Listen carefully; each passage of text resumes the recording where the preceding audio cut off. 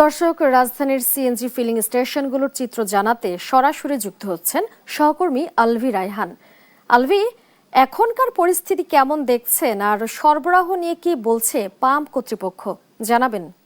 সালমা, এখানকার যে গ্যাস পাম্পের অবস্থা সেটা কিন্তু একদম স্বাভাবিকই দেখা যাচ্ছে। কোনো লাইন নেই কোনো দীর্ঘ সংকট। আসলে এখানকার যে অবস্থা, তারা স্বাচ্ছন্দ্যেই তাদের গ্যাস নিতে পারছেন। তবে লাইন না থাকলেও কিন্তু তাদের একটি সংকট এখনো পরিপূর্ণভাবে সেটা আসলে এখন পর্যন্ত তারা পরিপূর্ণতা পায়নি। সেটা হচ্ছে তাদের যে পর্যাপ্ত গ্যাস, সেই গ্যাস কিন্তু পরিপূর্ণভাবে নিতে পারছে না। তবে তারা আগের মতো সেই লাইনে দাঁড়িয়ে বা সিরিয়াল দিয়ে যে গ্যাস নেওয়ার যে সংকটটি ছিল সেটাই কেটেছে। আমরা যদি পিছনে একটু দেখাই আপনাকে, যে এখানকার আসলে কিন্তু তেমন কোনো লাইন দেখা যাচ্ছে না। কয়েকটি গাড়ি রয়েছে, আর সেই গাড়িগুলো আসলে হচ্ছে তারা আসছেন, সাথে সাথে গ্যাস নিয়ে আবার চলে যেতে পারছেন। এমনটি কিন্তু আমরা এসে এখানে দেখতে পাচ্ছি। আমরা সকাল থেকে বেশ কয়েকটি পাম্পে ঘুরেছি।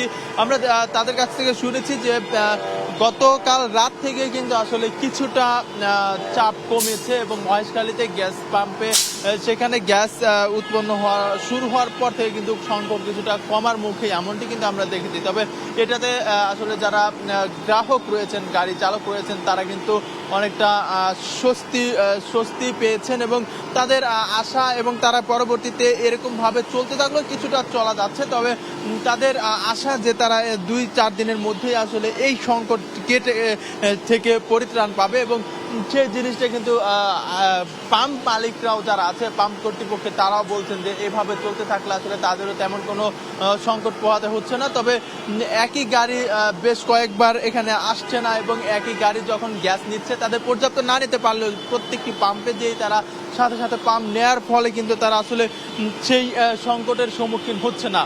আসলে এখানকার যে অবস্থা, গত 2 সপ্তাহের পরে এসে কিন্তু আজকে স্বস্তিমূলক একটি অবস্থানে এখানে দেখতে পাচ্ছেন এবং সেই জায়গাতে আসলে যারা গ্রাহক রয়েছেন এবং যারা পাম্প কর্তৃপক্ষ রয়েছেন, তারা সবাই কিন্তু কিছুটা স্বস্তির সম্মুখীন হচ্ছেন। এভাবেই চলতে থাকলে আসলে আগামী কয়েকদিনের মধ্যেই তারা যে পরিপূর্ণ সেই তাদের আগের অবস্থানে যেতে পারবে এবং তাদের সেই সংকটটি কেটে যাবে, এটাই কিন্তু আসলে তারা আশা করছে।